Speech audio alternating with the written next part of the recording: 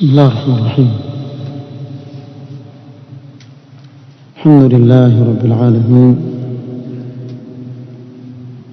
والصلاة والسلام على رسوله الأمين محمد وآله وصحبه أجمعين. أما بعد، ikiwa ni usiku wa tarehe 22 mwezi wa Ramadhan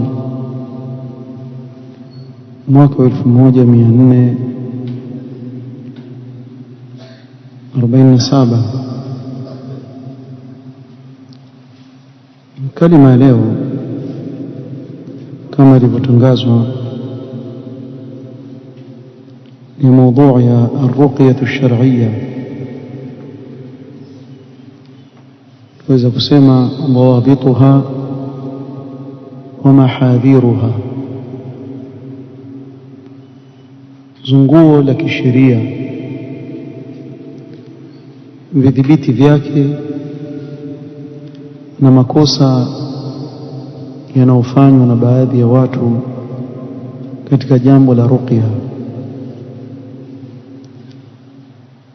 Na hapana shaka kwa mada hii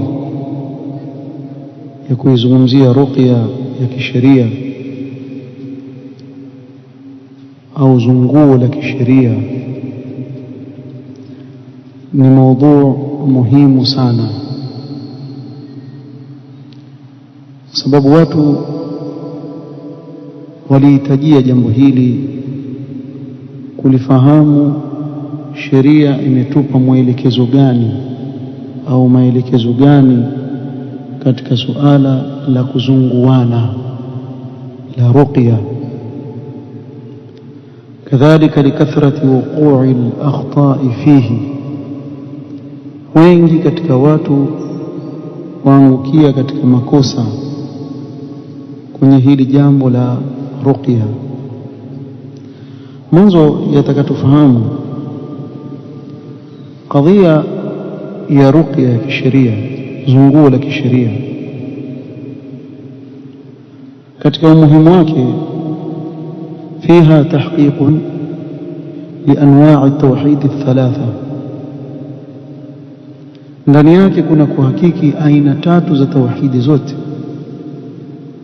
kwa yule anayesoma ruqya na kwa yule anayesomewa, yule anayezungua na anayezunguliwa. natarajia mpaka sasa lugha hii ieleweka.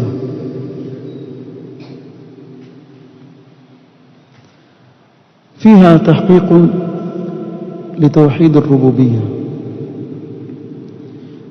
من جهة اعتقاد أن الله سبحانه وتعالى هو الذي بيده النفع والضر، وهو الذي بيده الشفاء سبحانه وتعالى. ndani yake kuna kuhakiki tauhidi ya utendakazi, ya ulezi wa Allah. Nayo ni katika upande wa kuitakidi kwa yule mwenye kusoma na yule anayesomewa kuwa jambo la manufaa na madhara liko katika mikono ya nani? Ya Allah subhanahu wa ta'ala peke yake. Yeye ndiye anayemponya anayemtaka subhanahu wa ta'ala. wa idha maridtu fahuwa yashfini, kwa anayeponya ni Allah subhanahu wa ta'ala peke yake. na hii yaingia chini ya tauhid ar-rububiyyah. kadhalika فيها تعلق للقلب والتجاء ودعاء لله سبحانه وتعالى. ndani ya ruqya, ndani ya zunguo, muna kule moyo kufungamana na Allah subhanahu wa ta'ala, kadhalika kumuomba Allah subhanahu wa ta'ala. katika ruqya ni dua, na katika hili kuna tahqiqi ya tauhid al-ibada, kwa ibada yote umpelekea nani? Allah subhanahu wa ta'ala, haumtegemei yoyote isipokuwa Allah subhanahu wa ta'ala. kadhalika kuna katika ruqya dhikrun لأسماء الله تعالى وصفاته. كنا kutaja majina ya Allah na sifa za Allah subhanahu wa ta'ala na kumwabudu Allah kwa majina yake na sifa zake, na hii ni tahqiqi tauhid al-asma wa sifat. Kwa umuhimu wa jambo la ruqya ni kuwa mpaka ndani yake ifahamike kuwa yagusa kila aina ya tauhid ndani yake. Ndio ujue umuhimu wa jambo la ruqya, pamoja na kuwa pengine wengi wafanya ruqya lakini hili hawajalizingatia, lakini ndani yake yagusa tauhid sana. Kabla ya kuingia kulizungumzia jambo hili, tumetaja kuwa hili jambo la ruqya ni jambo muhimu na ni jambo ambalo wengi katika watu huingia kwenye makosa kwa kutojua namna gani sheria imetuelekeza katika kulitekeleza hili jambo. Lakini kabla ya kuingia kuyazungumza hayo, napendelea nitangulize na utangulizi ufuatao. Na hii maudhu, mimi naomba udhuru kabisa, ni maudhu pana sana. Mimi nimepewa nusu saa nizungumze yote na haitowezekana, sababu kuna mambo mengi sana yako ndani yake, mengi sana, yahitajia silsila ya vikao kadhaa ili kulieleza hili jambo na kulipanua, kwa sababu ni jambo muhimu. Wakati wa nyuma na mpaka leo ndipo wanapoingilia hata washirikina na wachawi kupitia njia hii. So, kuna baadhi ya watu huenda kwa mushawidhina, mtu sahir, lakini ajidhihirisha mbele za watu kwa yeye ni raqi, asomea watu Qur'an, na hasa ukimwona uweza kumwona amevaa kanzu, amefunga kilemba kichwani, amepaka wanja machoni, ana pete sijui 5 amevaa hivi, akitembea wamwona utasema huyu bwana atumia njia ya dini kutibu watu, kumbe mchawi. Sasa pale ndani ndio kusikia nimemsomea yule jini asema umchinjie mbuzi mweusi, na kwa kuwa watu maskini hawajui hauna, lakini yule si alisoma Qur'ani pale, kumbe anazungumza Kiarabu tu, sababu haijui ile Qur'ani yenyewe yule maskini, wala hajui adhkar za kisheria ziko vipi, lakini kasikia Kiarabu pale, aona yule amesoma Qur'ani na sura yake amejiweka kama shekhe. Kwa hivyo labda ni kweli akachinja kile atakachokichinja kwa ajili ya siku Allah subhanahu wa ta'ala, akaingia kwenye shirkun akbar kwa njia ambayo sura yake kwa nje ukitizama utasema hii ni ruqya. Na mimi nishajiliwa na watu wangapi hapa msikitini kuniuliza swali hili, mbona mimi mmesomea ruqya na shekhi mmoja anaambia nichinje mbuzi mweupe? Kamwambia huyo mchawi. Haiwezekani mtu asoma ruqya kisheria kisha muamrisha mtu ende kachinje hiki akachinje kile, haiwezekani. Huyu mtu aingia kwa njia ya sura ya ruqya ndio awatie watu katika shirkul akbar, iyadhan billah. Nasema hili ili ufahamu kuwa hii maudhu ni muhimu sana, ili usije ukaingia kwenye shirki hali ya kuwa wewe hujui, ukiwa tarajia kuwa unachokifanya ni zunguo la kisheria, kumbe umefanya zunguo la kishirikina, iyadhan billah. Chukua jungu hili, nenda kalifunike, liweke pembeni pale kwenye nyumba yako, kisha kesho utatia yai la kuchemsha hapo ndani, tupa ndani. Sasa vipi? Na akija iwaje, wengine waje kwambie aje kukuzungua, amekuja na sijui vitu gani afukiza pale, moshi umejaa ndani ya chumba, zunguliwa, kumbe atumia njia za kishirikina. Wangapi wafanya mambo haya, na wangapi wafanyiwa mambo haya hawajui kuwa waingizwa katika shirki, iyadhan billah. Kuna zunguo gani la moshi? Nani alikwambia kuna zunguo la kufukiza?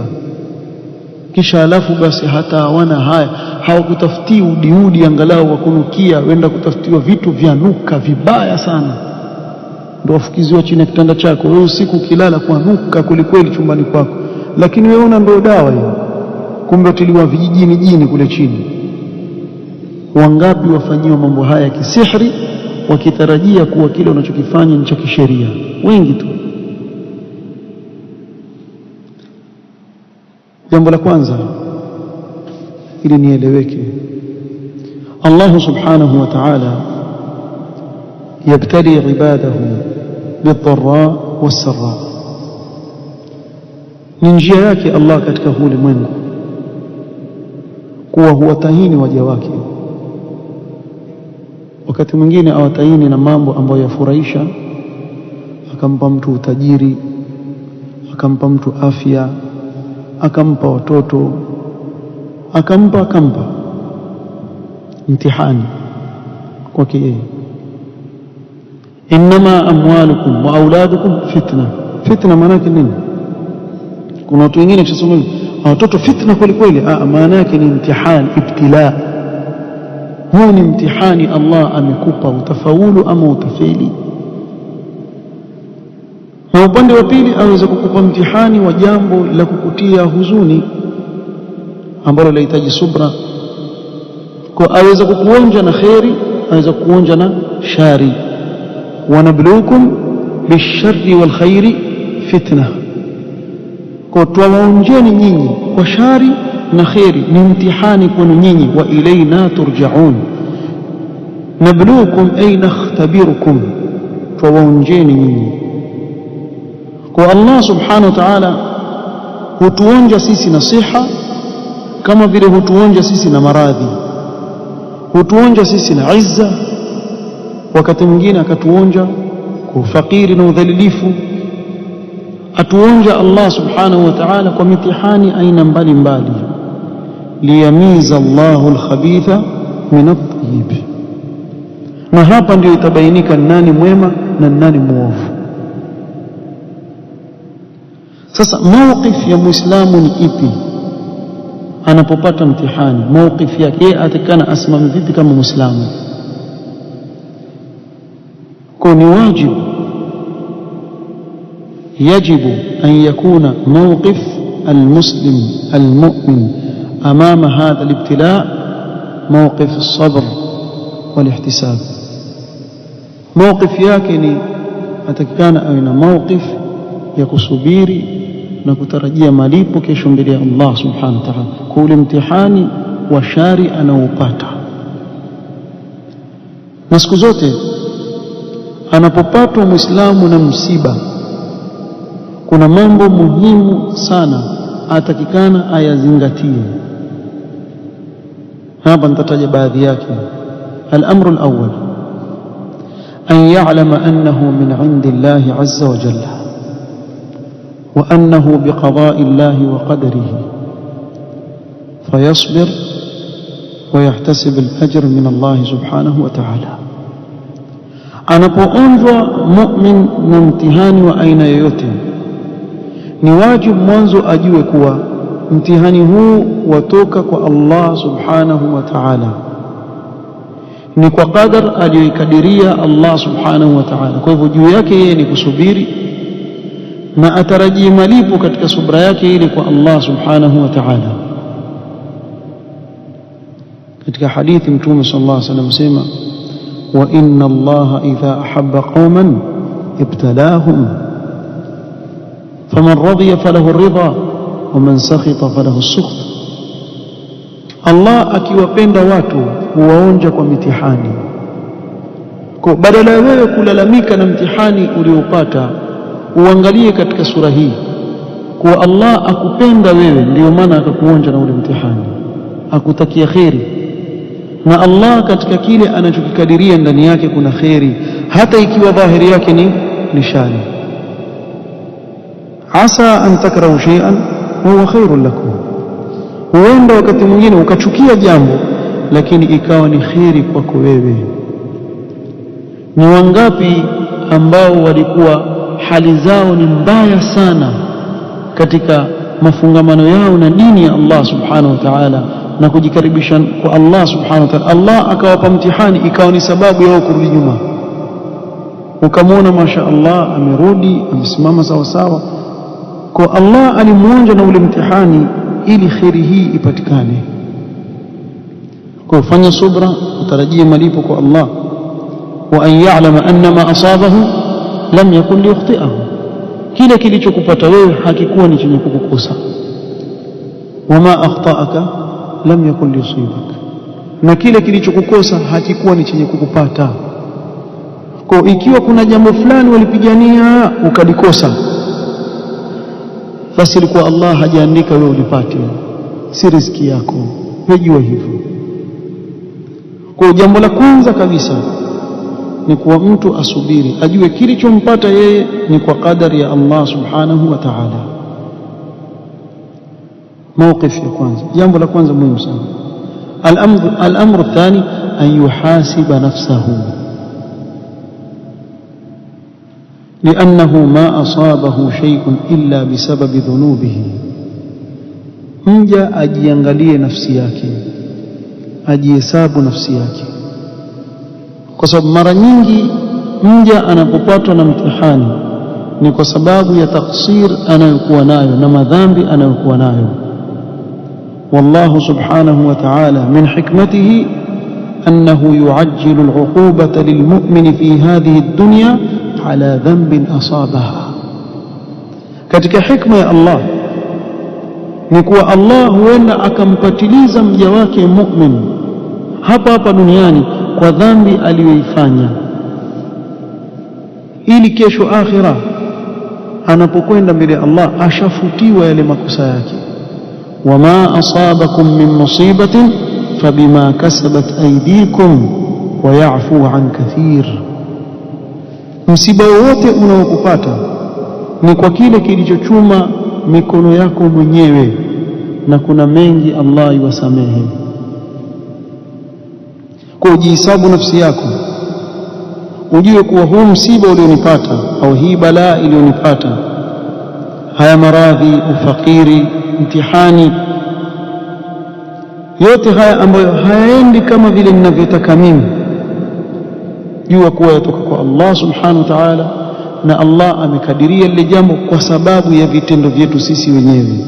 Kwa jambo la kwanza, fayatubu ila Allah subhanahu wa ta'ala, atubia kwa Allah, arudi kwa Allah subhanahu wa ta'ala, ajihesabu nafsi yake kwa kila dhambi aliyoifanya, aweke tauba, arudi kwa Allah subhanahu wa ta'ala.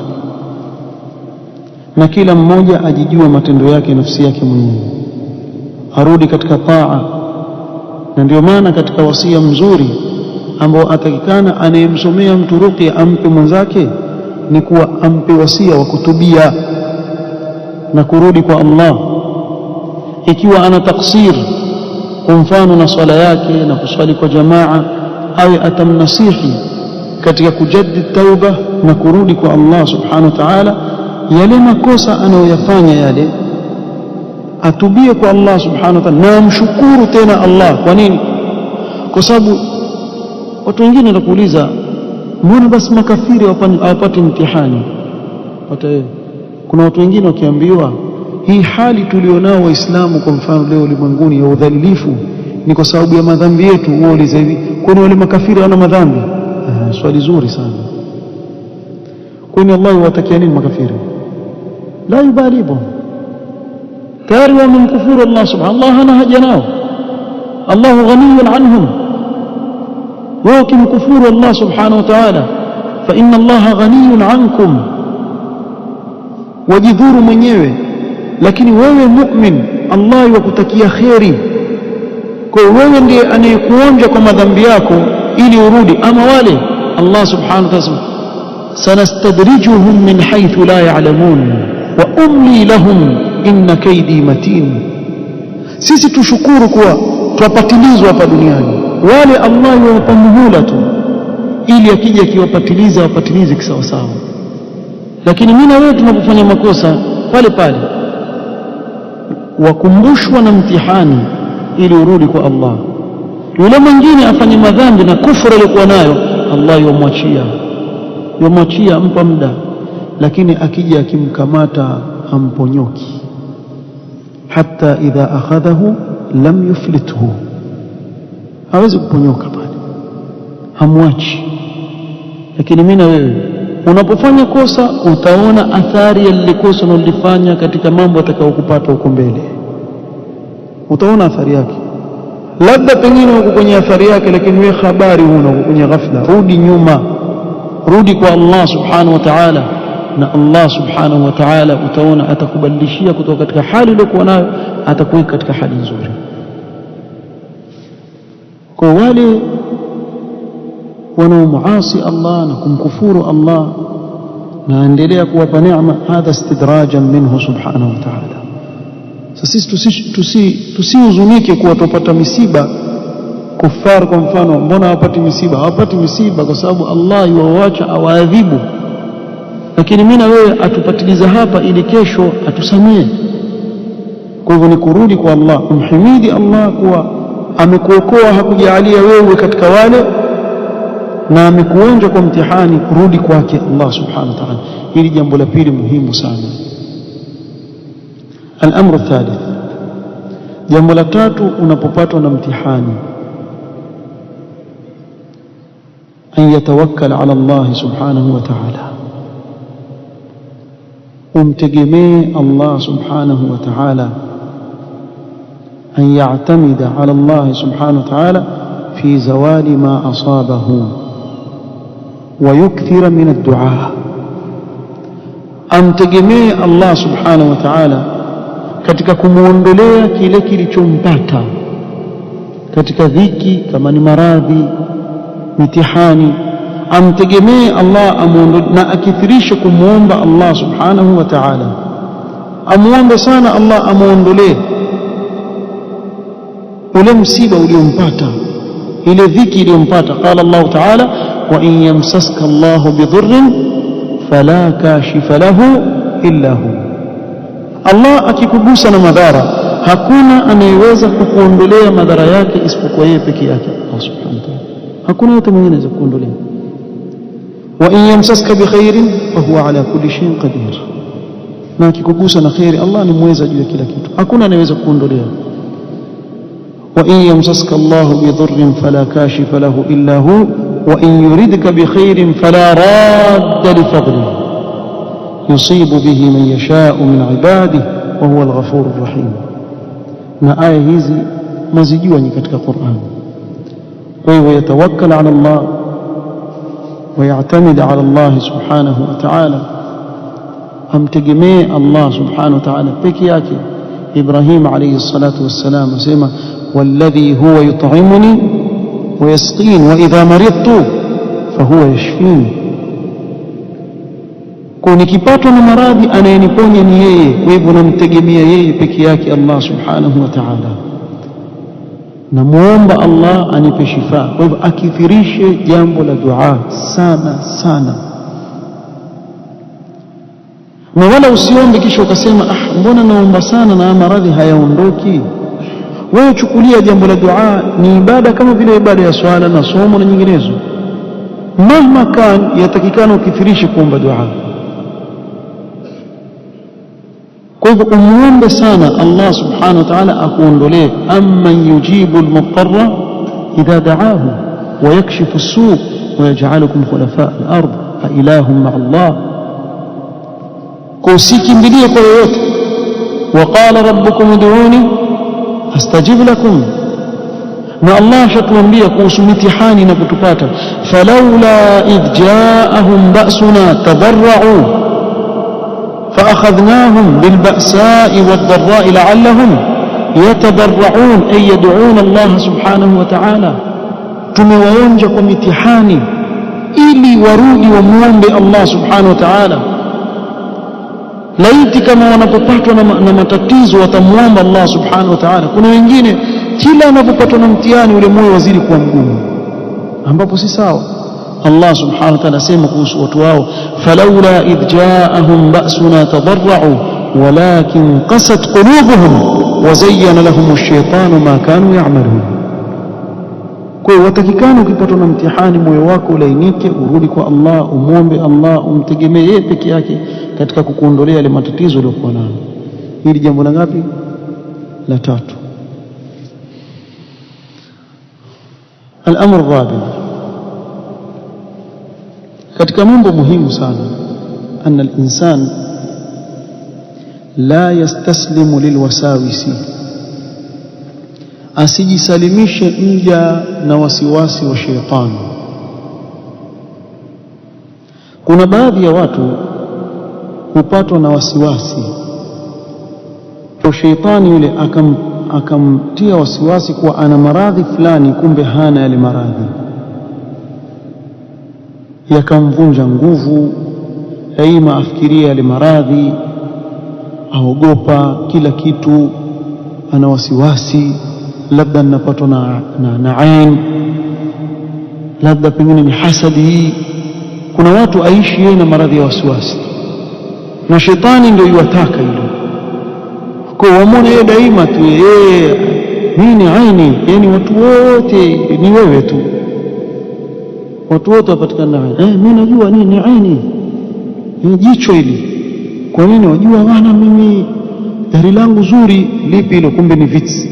Watu wapita na Land Rover, sio Range Rover, wapigwe aini kabla wewe na kiji vitsi chako cha zamani. Bwana hebu tulia bwana, shetani akutiatia wasiwasi tu, hakuna lolote lilokupata wewe, huna chochote. Kwa kuna watu wengine wafungua hii milango ya waswasa, kuwa mimi labda hiki, la punguza hii wasiwasi. Shetani ndio yuwataka wewe na wasiwasi. Na ndio maana Allah min sharri alwaswasi alkhannas, shetani ndio kazi yake, apenda kuwatia watu wasiwasi. Kwa hivyo asijisalimishe na wasiwasi anaotiwa na shetani. Kwa kufanya hivyo, yaslamu min kathirin min al-amrad al-wahmiyya, utasalimika na maradhi mengi yale ambayo watu huyatunga katika vichwa vyao ambayo hayako. Kwa usijitie dhiki kwa mambo ambayo hayako. Kuna kweli huyo mgonjwa, na kuna mengine ni maradhi mtu hana lolote, basi tu kila kienda kutawadha rudi, mimi nafikiria labda sikosha mguu, acha nende tena katawadha, yatawadha yarudi, mimi nafikiria. Kuna wengine mpaka mweka mtu, hebu niangalie nikitawadha, naosha kweli, nafuta kitu kweli. Sasa wajitia wasiwasi kwa nini? Kwani sheria imekukalifisha namna hiyo? Wewe umetawadha, umemaliza, umetoka utakuswali, shetani akwambia wewe hujaosha mguu, wajua, mwambie hivyo hivyo. Kwa nini? Naenda hivyo hivyo na swali. Allahu akbar, endelea, usimshughulikie, kwa sababu wewe katika sheria hukukalifishwa zaidi ya vile unavyoweza. Hebu shika kichwa, napaka maji kichwani kweli? Unasema ninapaka, kwani mimi nina wazimu, sinajua kutawadha? Mtaoshaje miguu bila kupitia huko juu? Kwa mimi nilipitia huko, wewe shauri yako bwana. Kama zungumza naye yule shetani akutia sasa, ninaswali hivyo, labda kuosha kichwa, endelea tu wewe, mimi naendelea mambo yangu. Allahu akbar, hata usimjali. Wallahi kuna watu wana maradhi, na haswa wale watu wanawaitu uswali fardha salati, shetani anambia dhuhuri, kumbe kwa asri ashamtatiza. Mbona sasa wasema salatu dhuhur, asri nawaitu. Sasa haya maradhi, wallahi kuna watu wanajua, kuna msikiti fulani kwa tukiswali Allah mpaka yule imamu akisema assalamu alaykum wa rahmatullahi, Allahu akbar, ati ndio inaingiana wakati imamu atoa salamu. Na kila siku hivyo, wallahi nakumbuka kila siku asimama laini ya mwisho, kwenye laini mwisho kule, kila siku ile takbiratul ihram yake yaingiana yule salamu akitoa imamu. Ngana shetani anavyomchezea. Aya msikitini aikosa jamaa yote, yuko safu al-awwal, aikosa jamaa yote, watu washamzoea ni mtu mgonjwa. Allahu akbar. Wachana na hizo wasiwasi, itakupeleka mahali pabaya. Wachana nayo wasiwasi, sio kila kitu labda mimi mpaka uone basi kweli labda wewe. Kuna wengine kwambia mimi naonewa hivyo, wewe mwenyewe uko hivyo. Ni kanzu yako zile zetu za kongwea, watu wavaa mihiar hawafanyie aini, utafanyiwa wewe na kikanzu chako cha synthetic, mkivaa hivi maskini mashil hal, alafu juu yake wewe walalamika, mimi nafikiri nakuwa aini, wewe aini. Acha bwana, cha maneno yako bwana. Kwa hii milango usifungue, utapumzika kichwa. Na kuna bwana mmoja anasema, siku hiyo nina dhiki zangu mimi. Wajua, utajua kama mtu ana maradhi ama ana wasiwasi tu wa shetani. Anasema, mimi nina dhiki zangu, shaudhiwa na bosi, shaudhiwa na nani, nimekaa nazungumza peke yangu. Mara kuja mtoto mmoja wa kike anitukana, sijamfanya chochote. Anasema kwa hasira nikamshika masikio, nikamvuta hivi, kisha nikamwata, nikampiga makofi mawili, kisha nikamwangalia, nikaenda zangu. Siku ya pili asema pale nakwenda. Mama mwingine mtu mzima, salamu alaykum. Wa alaykum salaam. Shukran sana bwana. Shukran ya nini? Ndio mtoto majini yote mtoka.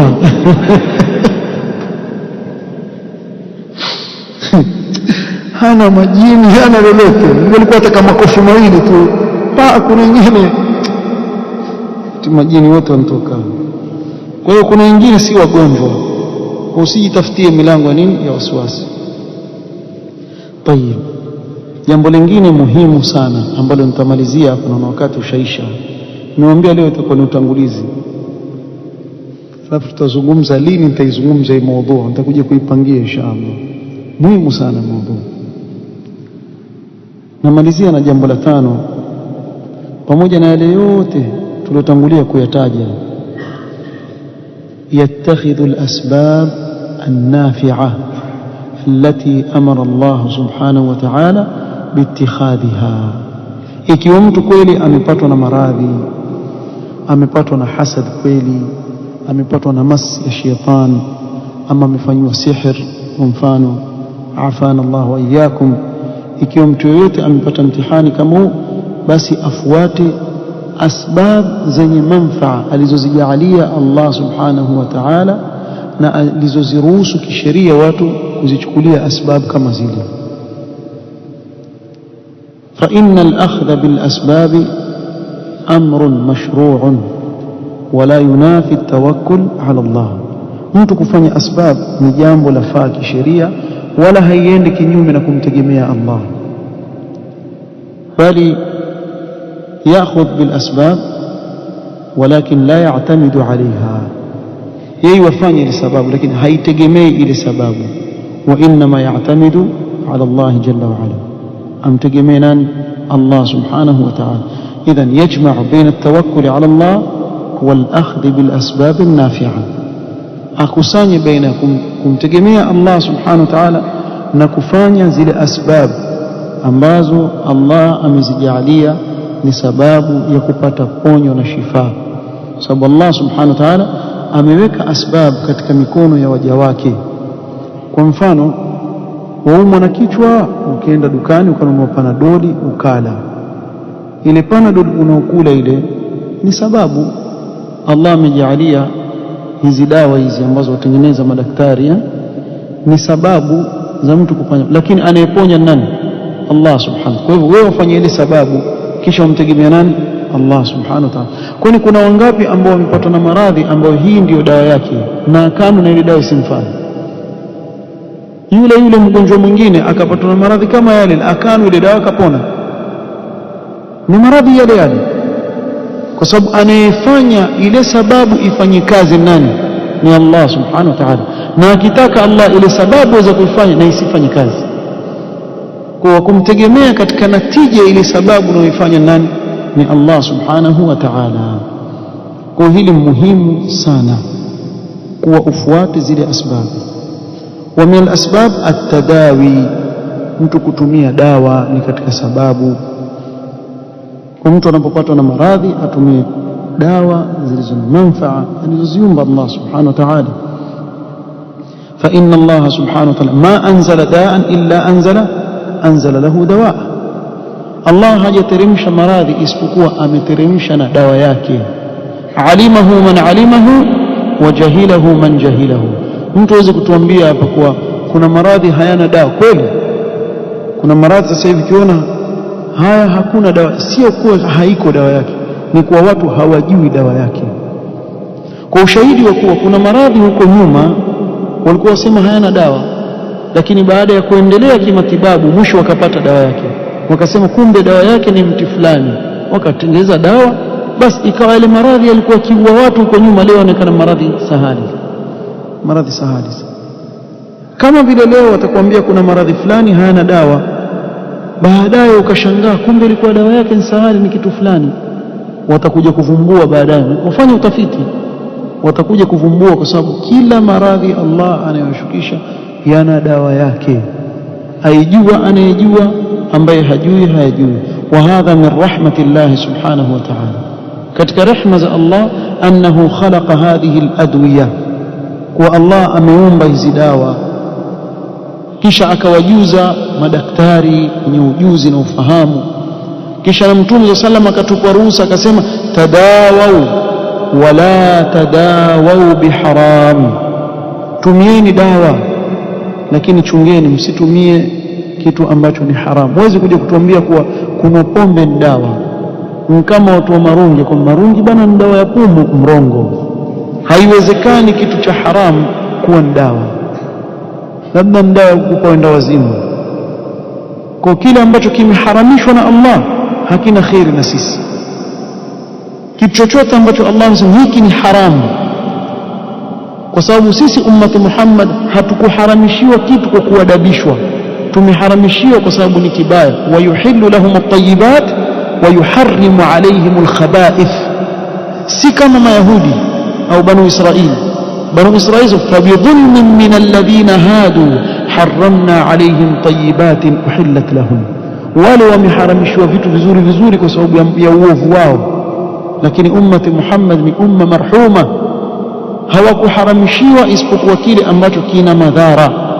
Ibn Mas'ud radhiyallahu anhu yaqul inna Allah lam yaj'al shifaakum fima harrama alaykum, Allah hakujalia ponyo yenu katika kile ambacho amewaharamishia. Kitu ni haram hakiwezi kuwa dawa, ni haram, kina madhara. Almuhim, lakini pia tufahamu hizi dawa hizi zina mahali sasa, kuna mipaka, haziwezi kumfaa mja. Sijui kama kuna mtu yajua kidonge cha jini akimuingilia mtu. Mfano, mtu amepatwa na mas, ende zake chemist kununua dawa imtoe jini, wajue kwa kuna mahali yafikia sasa. Hizi dawa hizi ambazo tunazijua za kawaida haziwezi kufanya kazi pale. Aini vidawa yake nini? Panadoli. Kuna panadoli yatoa aini, mtu mpatwa na aini, kuna njia imewekwa kisheria. Au kwa mfano hasad, kuna kidonge kule fulani, ukienda chemist ukaambiwa kidonge hiki, hii ni dawa ya hasad na hii ni dawa ya aini na hii ni dawa ya sihr, hakuna. Sasa hapa ndio toja kwenye yale maradhi ya kinafsi yale, ambayo hata ukaenda ukafanya fahs, yani ukachukua damu ukaenda ukaipima, utapima mpaka utachoka, waonekana mzima, huna maradhi yoyote. Sasa maradhi kama haya ya mas, ya jin, shaitan, akapatwa na ain na hasad, hadhihi la yanfa'u fiha al-adwiya al-hissiyya, hizi dawa hizi za kuliwa hizi hazinufaishi katika hili. Na hapa ndio twaja katika jambo la nini, arruqya ash-shar'iyya, zunguo sasa la kisheria. Pale mtu usomewa Qur'an, akasomewa adhiya zilizothibiti kutoka kwa Mtume sallallahu alaihi wasallam, ikawa ndiyo sababu ya yeye kupata shifa.